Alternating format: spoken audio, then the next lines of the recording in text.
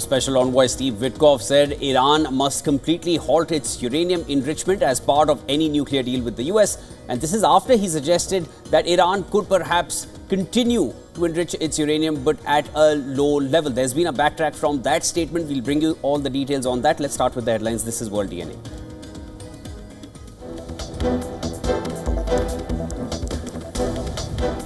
US Special Envoy Steve Witkoff appears to backtrack on comments that Iran could be allowed to enrich uranium at a low level in a nuclear deal. Now says Tehran must completely halt its uranium enrichment.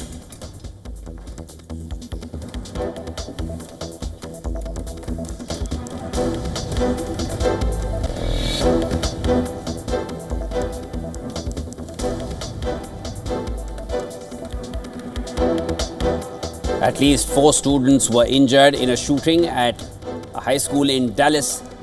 Police say suspect identified but yet to be arrested.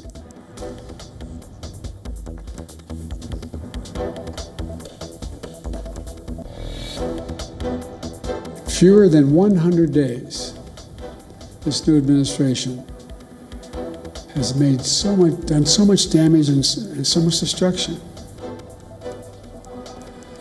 In his first public speech since leaving office, former US President Joe Biden says the Trump administration has taken a hatchet to Social Security.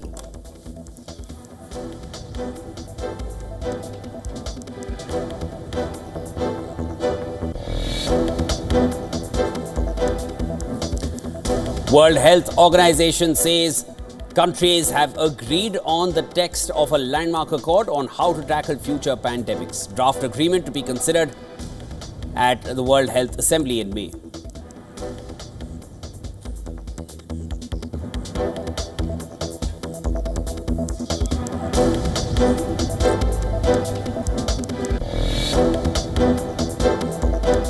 Earthquake of magnitude 5.6 strikes the Hindu Kush region in Afghanistan. Tremors also felt in some parts of India.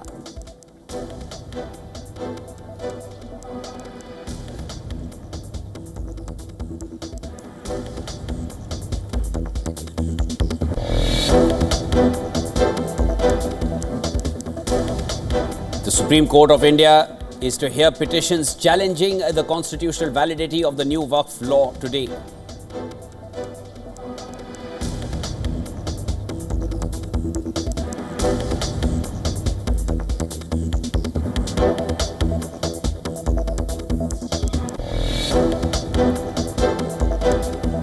US stock futures fell ahead of key retail data and earnings reports. Dow futures slipped 194 points, while Nvidia shares tumbled over 6% after announcing a $5.5 billion charge tied to China exports.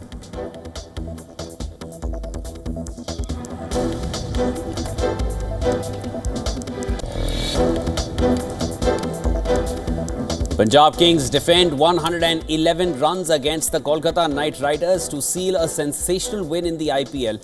It is the lowest total defended in the tournament's history.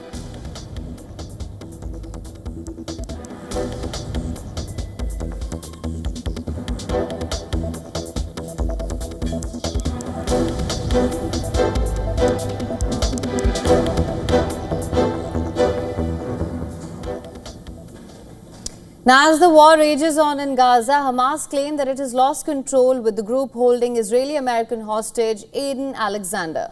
This is shortly after an airstrike on their location in the Gaza Strip. Abu Ubaidah, who's the spokesperson for the Al-Qassam Brigade, said that the group is still trying to establish contact. Now, Alexander was serving as a soldier in an elite infantry unit on the Gaza border when he was abducted by Palestinian militants during the 2023 attack on Israel. Out of the 251 hostages taken during the 7th of October attack, 58 remain in captivity, including 34 whom the Israeli military says may be dead. Israeli Prime Minister Netanyahu emphasized his forces would press on with its military offensive against Hamas to secure the release of the hostages, as he praised troops during a visit to northern Gaza. They are doing a wonderful job here in the Gaza Strip. They are striking the enemy, and Hamas will suffer more and more blows. We insist that they release our hostages, and we insist on having achieved all our war goals, and we are doing it thanks to our heroic fighters. You are simply doing a wonderful job. Now, in the video statement, Netanyahu claimed Israel has been fighting for its existence. He held a printed statement he said had been released on the same day by Iran's Supreme Leader Ayatollah Khamenei. It reportedly explained why Israel must be destroyed.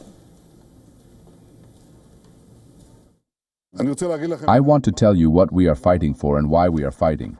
This is a post that the dictator of Iran, Ayatollah Khamenei, released today, in which he explains why Israel must be destroyed. He is doing this during negotiations with the Americans. We are fighting for our existence. We are fighting for our future. Netanyahu was accompanied by his defense minister Israel Katz and military commanders to northern Gaza. There, they received a security review from regional commanders on the military efforts to win the war against Hamas. Now, his visit comes on the day Israeli military said it shot down a drone attempting to smuggle weapons from Egyptian territory into Israel. The military in a statement said the security forces located the drone for weapons and ammunition.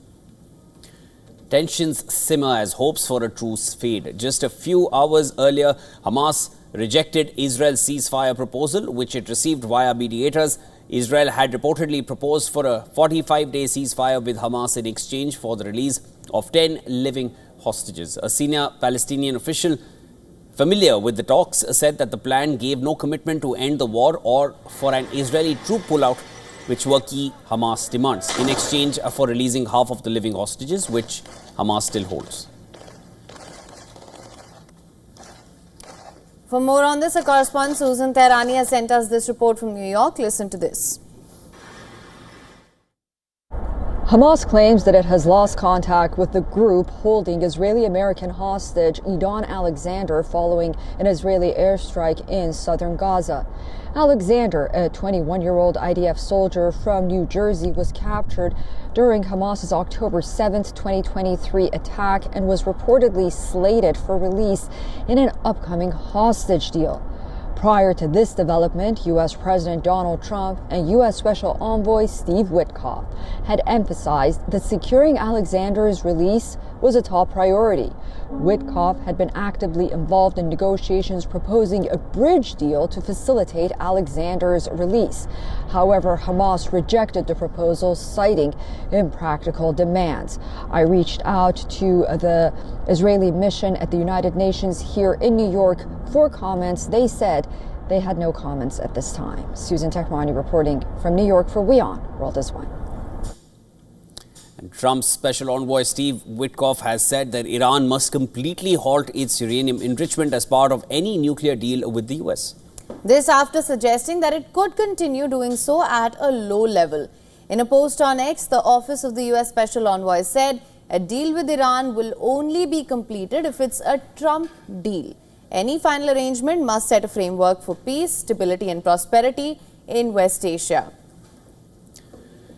And that means that Iran must stop and eliminate its nuclear enrichment and weaponization program. Now, the previous day earlier to this, however, Witkoff appeared to stop short of calling for a complete dismantling of Iran's nuclear program, saying this in a Fox News interview that Iran could be allowed to enrich uranium at a low level for civilian use. Now, there's been a complete backtrack from that statement. Listen to this.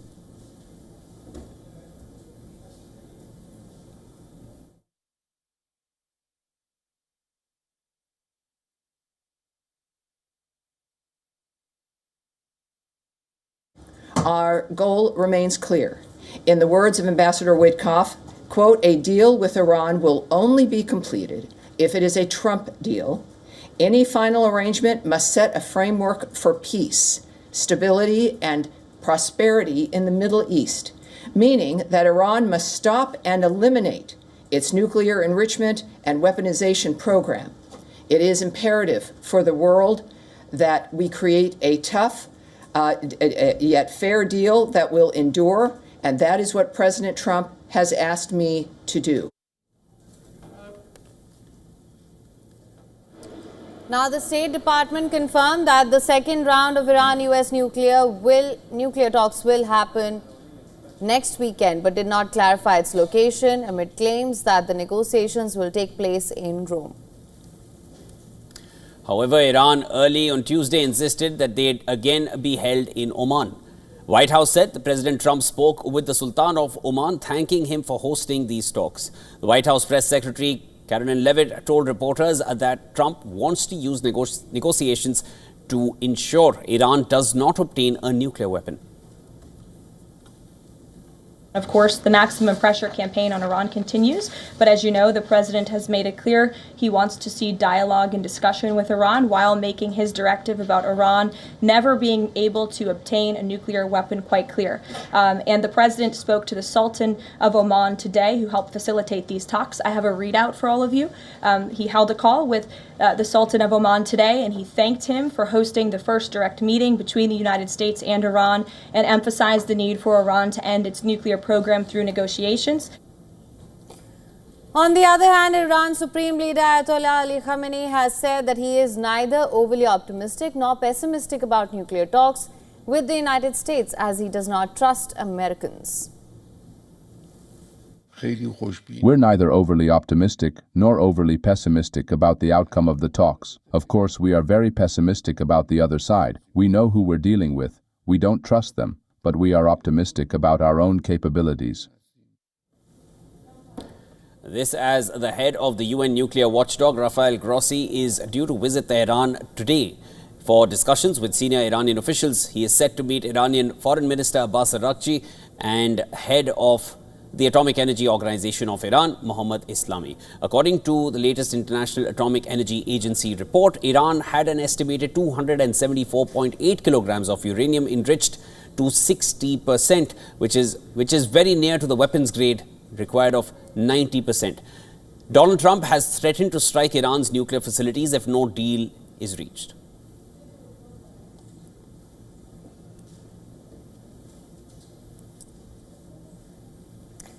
And drones have rewritten the rules of war. In today's warfare, every country is racing to have the latest drones in their armory. Well, the Russia-Ukraine war has shown how swarms of drones can change the tide of the war. This next report explains how Russia is preparing a 1 million-plus armies of drone pilots. Take a look.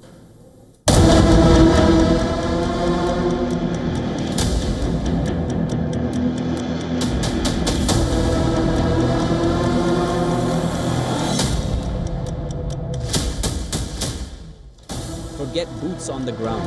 The future of war is buzzing above us in the whir of propellers, the blink of sensors, and the flash of detonations delivered by machines no bigger than a backpack. Drones have completely transformed modern warfare. In Ukraine, both sides are locked in a deadly drone arms race. From long-range kamikaze UAVs that strike deep into enemy territory to small, low-flying quadcopters rigged with grenades, capable of dropping death through open hatches. These aren't support tools anymore, they are the front line. Now, Russia is taking the drone war to a whole new level. Moscow plans to train over 1.19 million drone pilots by 2030. Under Putin's unmanned aviation systems strategy, Russia aims to produce 157,000 drones annually by 2030. That's a 9-fold increase and dominates 70% of its domestic market. On the other hand, Ukraine is already pressing for more drones. Kyiv has set an ambitious target of manufacturing 4.5 million drones solely from Ukrainian factories. While Western nations have provided Kyiv with advanced weaponry, but it is investing in its own domestic capabilities to stay ahead in the battle of attrition. Why does it matter? Because drones are cheap, fast, hard to detect, and devastatingly effective. While Ukraine is racing to manufacture millions of drones, Russia is training over 1 million to pilot the drones. French prisons were hit by a wave of coordinated attacks with unknown assailants torching cars outside several jails. This leaving mysterious inscriptions and hitting one facility with automatic gunfire. Overnight on Sunday to Monday, a prison warden's car was set on fire in Seine-et-Marne outside Paris, and the fire was set to 7 vehicles. Local authorities say that multiple French prisons were attacked overnight, with shots fired at one doorway. Prisoner authorities found the inscription DDPF, standing for French Prisoners' Rights, at all sites. So it is tense because we currently have 82,000 inmates, 62,000 spots, a deficit of 20,000. We also have a decline, a drop in staff numbers, since we are currently short 3,000 custodial staff in French prisons. All of this adds a lot of tension to an already very, very complicated situation. So today, the staff are both shocked and tired, and one day or another, things will finally break. Either it will break out inside the facilities, or it will go down outside the doors, with pallets burning instead of vehicles. The National Anti-Terrorist Prosecutor's Office said it was taking charge of the investigation. The prison siege comes as Justice Minister Gerald Darmanin and Interior Minister Bruno have vowed to intensify the fight against narcotics and drug-related crime. French Justice Minister said the state will not give in to acts of intimidation.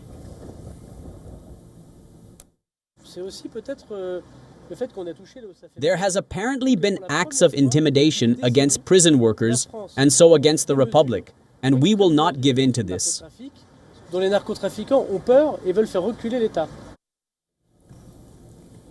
Years of record South American cocaine imports to Europe have spread across local drug markets, sparking a wave of drug violence across the continent. Police in Europe have staged unprecedented raids against organized drug trafficking groups, arresting over 200 people.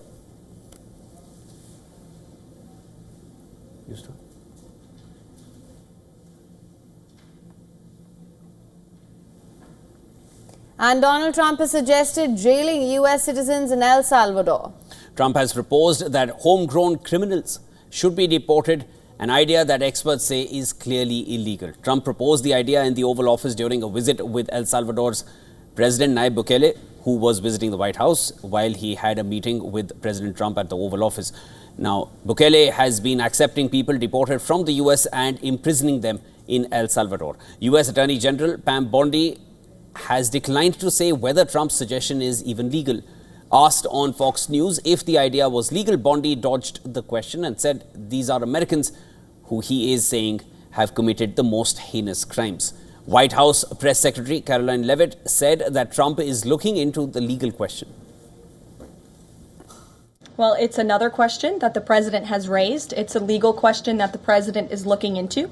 And he talked about this yesterday with his meeting with President Bukele in the Oval Office.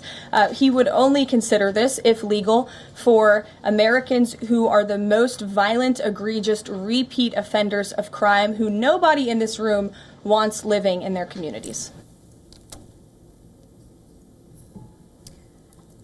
Meanwhile, a judge has rebuked Trump over the return of a migrant wrongly deported to El Salvador. A judge has said there is no evidence the Trump administration tried to secure Kilmar Abrigo Garcia's return, but said she would not hold the government in contempt of court for now.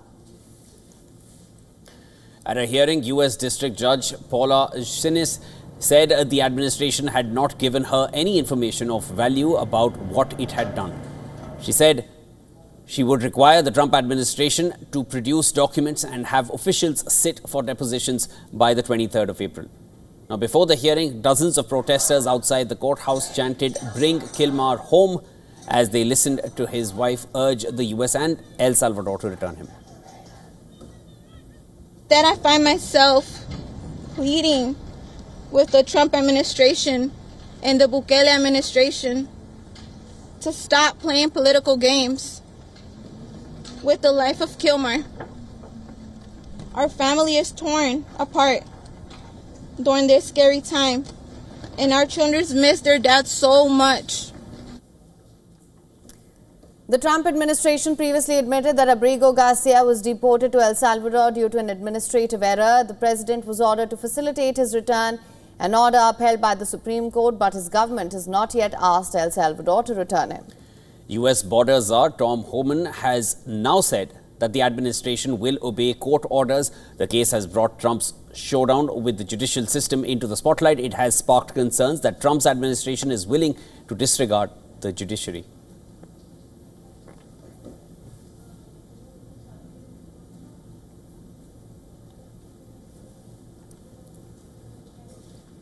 Now, the US president is in a standoff with a premier education institute in his own country.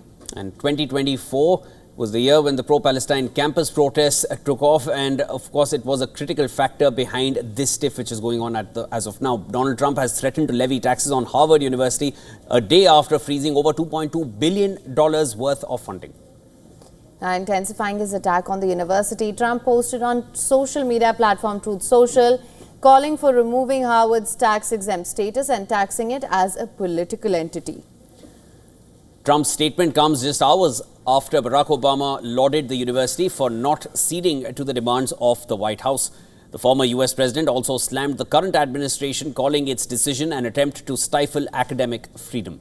Harvard is the latest university to have come under the radar after funding was suspended to other top universities, including Columbia, Princeton and Cornell University, among others. The Ivy League school allegedly refused to bow down to the White House demands, and these include crackdown on anti-Semitism and civil rights violations, closure of its diversity, equity and inclusion programs, ban on face masks which appeared to target pro-Palestinian protesters, and cooperate with federal immigration authorities.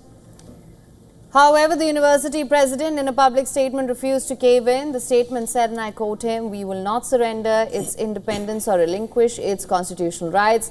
Neither Harvard nor any private university can allow itself to be taken over by the federal government."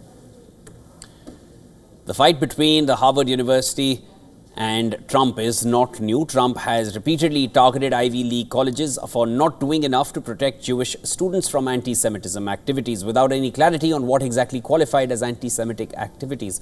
Additionally, Trump has accused Harvard of only catering to the elite class and receiving the largest federal endowments. Last month, Trump suspended $400 million in funding to Columbia University, $210 million for Princeton, $1 billion and $790 million in funding to Cornell University and Northwestern University were also paused.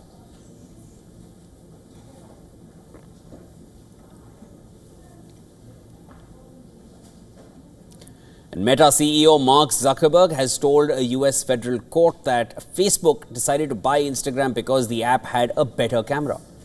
Now, Zuckerberg testified for a second day in a landmark US antitrust trial, defending Meta against accusations that it took over Instagram and WhatsApp to devour budding competitors.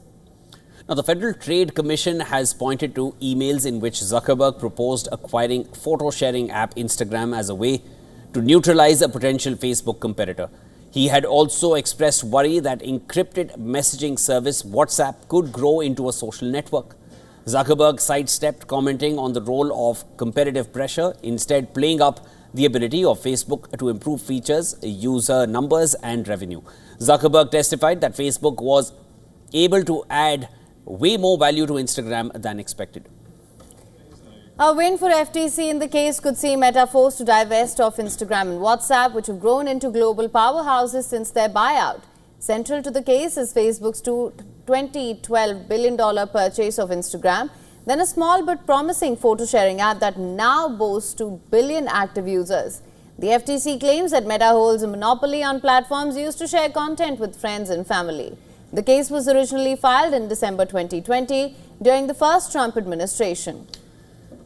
Zuckerberg, the world's third richest person, has made repeated visits to the White House as he tried to persuade the president to choose settlement instead of fighting the trial. Zuckerberg has also contributed to Trump's inauguration fund and overall content moderation policies.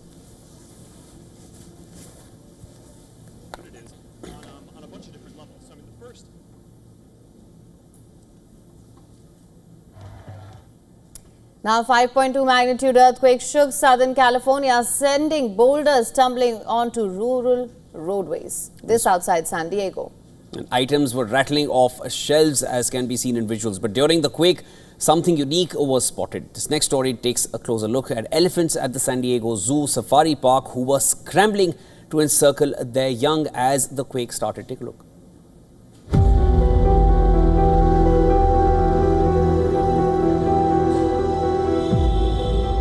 Elephants are the largest land animals on Earth. Roaming across savannas, grasslands, and forests, these majestic creatures captivate us with their intelligence, social dynamics, and incredible memories.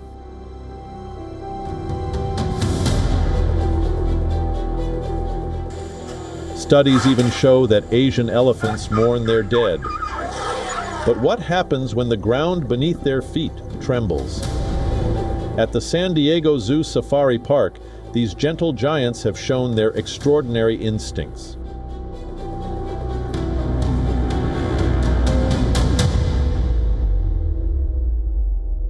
Look closely how the adults position themselves in a tight circle around the calves, trunks raised, eyes alert, protective, precise military in discipline, and maternal in intent. This extraordinary display of familial bonds and protective instincts reminds us why elephants are revered for their intelligence and empathy. Such behavior is no anomaly. In the wild, elephants depend on the collective strength of the herd to raise young and face danger. The matriarch, typically the oldest and most experienced female, leads with unmatched authority.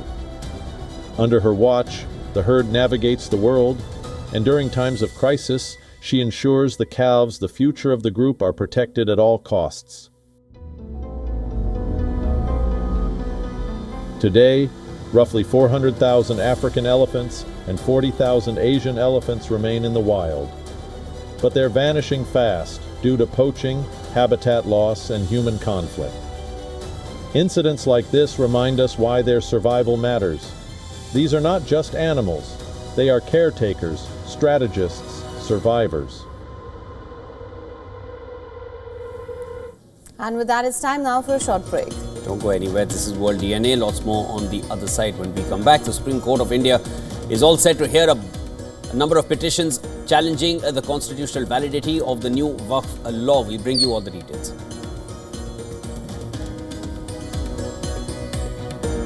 The India Met Department is forecasting that India is likely to receive above normal monsoon rainfall of 5% more than the historical average for 2025.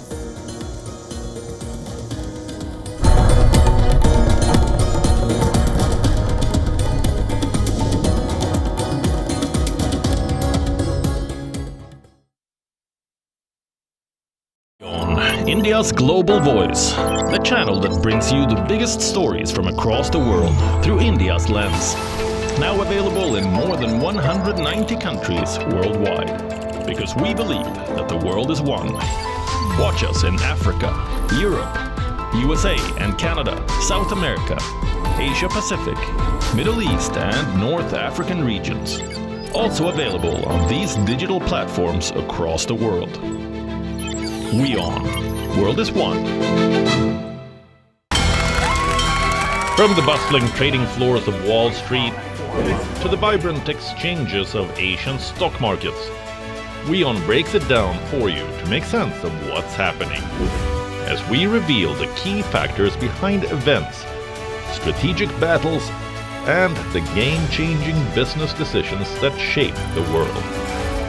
We bring you all of this and more on World Business Watch. To bring the benefits of the Subhash Chandra Show to your educational institution, teachers and students, send an invitation to Juhi Jha at juhi@such.org.in.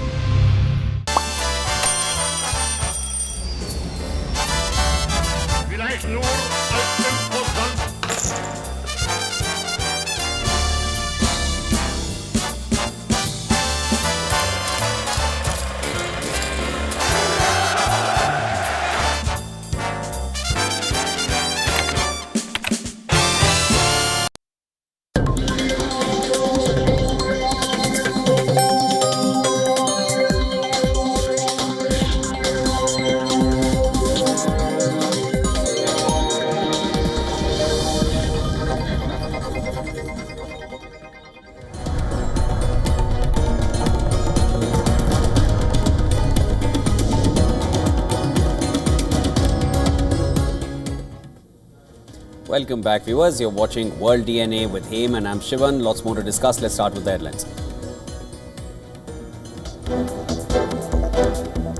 The Supreme Court of India to hear petitions challenging the constitutional validity of the new Waqf law today.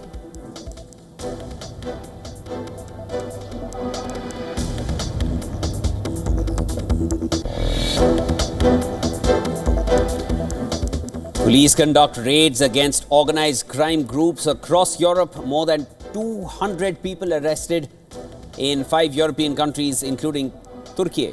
More than 21 tons of drugs seized during the crackdown.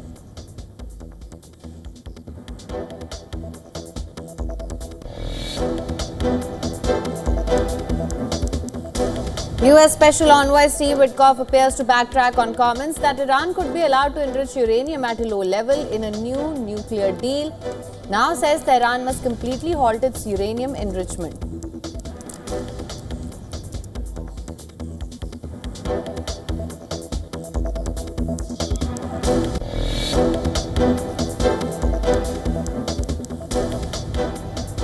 White House says Harvard should apologize over its tolerance for anti-Semitism after US President Trump threatens to strip university of its tax-exempt status.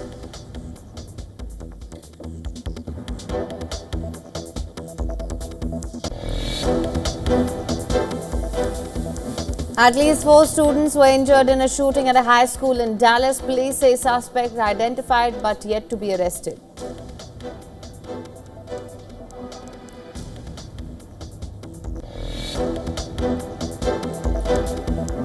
Tremors felt in parts of Tajikistan, India and Pakistan after earthquake of magnitude 5.6 strikes the Hindu Kush region in Afghanistan.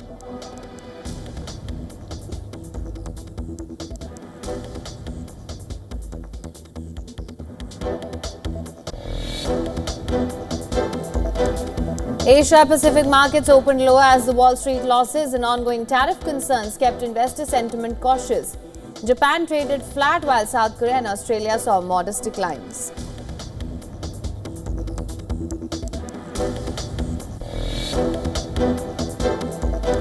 Punjab Kings defend 111 runs against the Kolkata Knight Riders to seal a sensational win in the IPL. It is the lowest total to be defended in the tournament's history.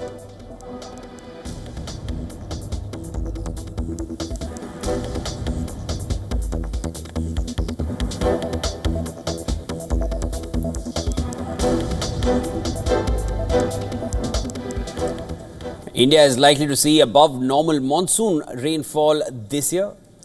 Now, the India Met Department is forecasting that India is likely to receive above normal monsoon or 5% more than the historical average for 2025. While the forecast has a 5% margin of error, this year's forecast suggests that most parts of the country are likely to benefit from favorable rainfall conditions, with the exception of a few regions. The southwest monsoon usually kicks off over Kerala around June 1st and wraps up by mid-September. Now in India, when the skies open up, it's more than just a weather update. It's an economic blessing. A good monsoon can turn things around for millions of farmers and for the entire economy as well. Nearly 60% of India's farmland depends on rainfall. Agriculture contributes to 18% to India's GDP, but it employs over 40% of India's workforce. So when the monsoon underperforms, it's not just crops that suffer, it's the livelihoods of millions of farmers and workers. A strong monsoon means better crop yields, especially for rain-fed crops like rice, pulses and cotton. That's more food, more income and more confidence in the countryside. And when farmers earn more, they spend more on everything from fertilizers and tractors to clothes, smartphones and even two-wheelers. A good monsoon keeps food prices in check, and when food inflation is low, the Reserve Bank gets a little breathing room to keep interest rates steady. It also recharges groundwater, fills up reservoirs and powers hydroelectric plants, bringing both water and electricity to cities and villages alike. Rain might seem like just a weather story, but in India, when the skies stay dry, the economy feels it. So yes, good rain doesn't just bring green fields, it brings greener numbers for the Indian economy.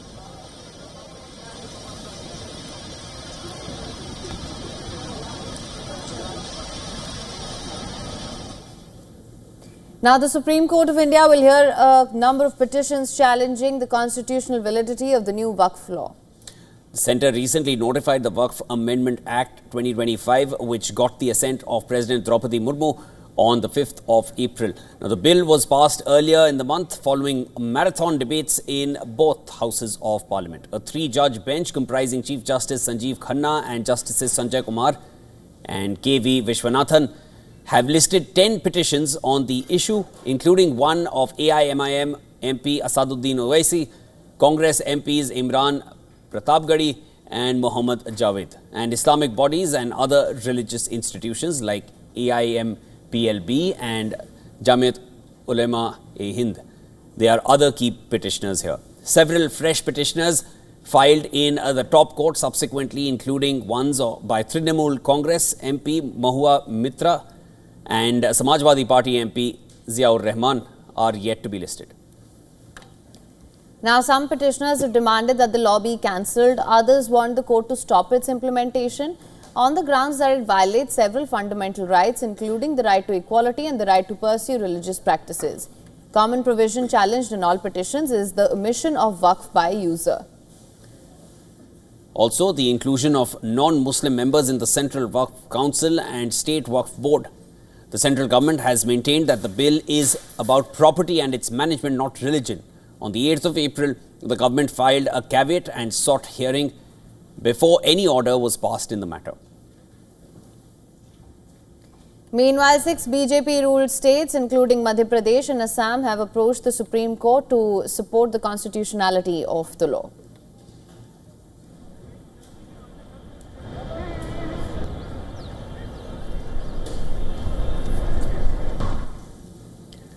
Well, one would assume that the safest place for a child is its cozy little bed. Well, it turns out that the bed might be doing more than just helping them sleep. Our next story might keep parents up at night, but don't worry, we've got solutions as well. A new study from Canada has discovered that some children's mattresses are potentially releasing harmful chemicals like flame retardants and phthalates. Now, these aren't just the scary sounding science words you skip over on product labels. Researchers also tested 60 newly purchased children's mattresses and found more than 24 types of chemicals floating around, including these flame retardants.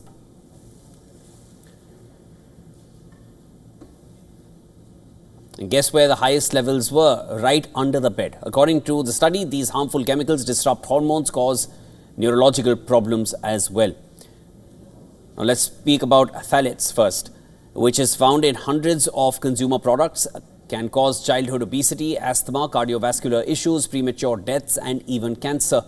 When it comes to flame retardants, it is the greatest contributor to intellectual disabilities, and it causes hormonal and nervous system disruptions in toddlers.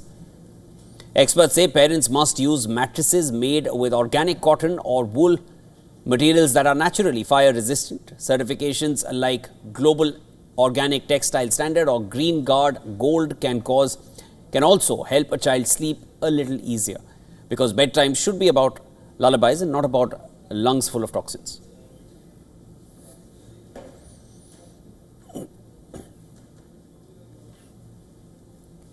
Now, yawning is one of the most universal yet mysterious human behaviors.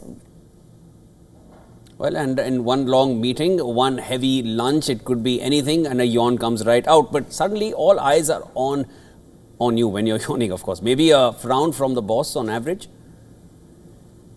Yawning has long been seen as the universal sign of boredom or sleepiness. That's what it relates to mostly. It's what sneaks up during a dull presentation or a mid-commute. But now a study by the American Academy of Sleep Medicine reveals something surprising. Yawning might actually signal a deeper issue that your brain is moments away from shutting down. Now, this study highlights how insufficient sleep, less than 7 to 8 hours a night, can worsen conditions like diabetes, depression, high blood pressure, stroke and obesity. The study highlights how repeated yawns, especially in situations requiring focus like flying or operating machinery, could predict a micro-sleep. That's a sudden, involuntary moment of sleep, often lasting just about a few seconds. It's short but just long enough to drift out of a lane or miss a red light. Researchers found that people who yawn frequently are significantly more likely to make dangerous mistakes. In US alone, around 100,000 car accidents a year are attributed to drowsy driving. These crashes result in numerous injuries and fatalities. highlighting the significant impact of fatigue on driving safety. Surgeons, train operators, even factory workers are all at risk if they dismiss yawning as nothing more than a little drowsiness. In fact, yawning could be your body's way of quietly waving a red flag. You're too tired to be doing this, and it's time to take a step back and relax.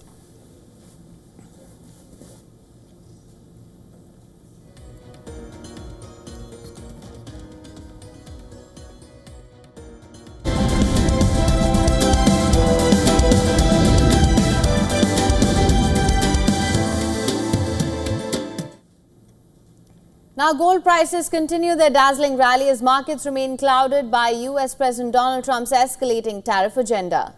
Well, the yellow metal firmed again on Tuesday, inching closer to its record high, driven by investors seeking shelter from volatility fueled by trade tensions and looming geopolitical risks. Spot gold touched a peak of $3,245 on Monday and held close to those levels. US gold futures also gained, reflecting strong investor conviction in gold as a defensive asset in uncertain times. As Trump signals fresh tariffs, global markets are bracing for more disruption, with investors hedging their bets by shifting towards traditional safe havens.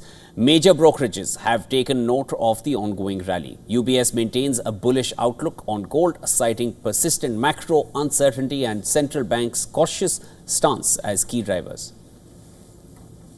Now, the brokerage sees continued upside, particularly as the Federal Reserve holds off on rate hikes amid policy fog created by tariff threats. With yields stabilizing and inflationary concerns still alive, the non-yielding asset remains a preferred choice for conservative portfolios. Goldman Sachs, meanwhile, expects gold to maintain its upward trend as long as tariff anxieties linger. The firm has pointed to growing disconnect between market optimism and political unpredictability, suggesting that demand for hedging assets will persist through mid-2025. Supporting this momentum, inflows into Chinese gold ETFs have surged this month, outpacing US-listed funds, reflecting a global pivot towards precious metals and currency and equity market jitters. While other metals showed mixed movements, gold remains the standout performer as the tariff narrative deepens. The question is no longer whether gold will shine, but how long the glitter is going to last.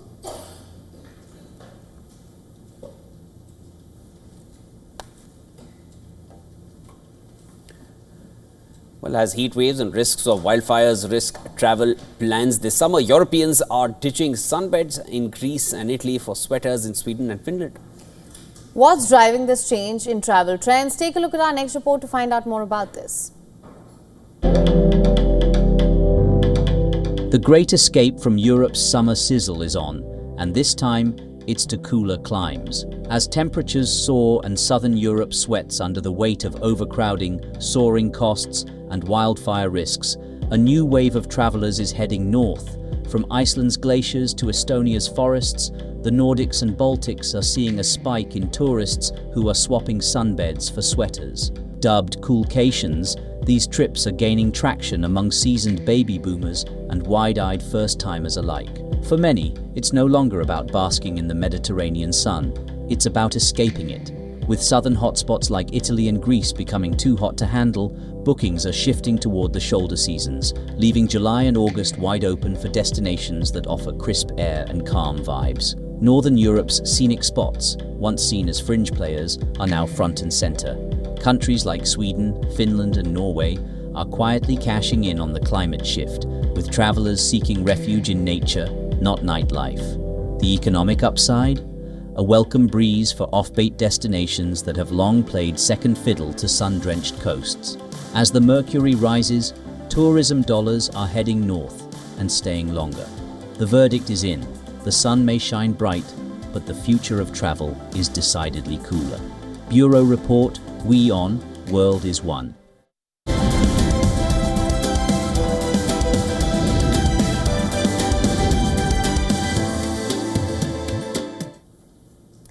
Now, the Punjab Kings defended 111 against the Kolkata Knight Riders to pull off a remarkable victory in the IPL on Tuesday.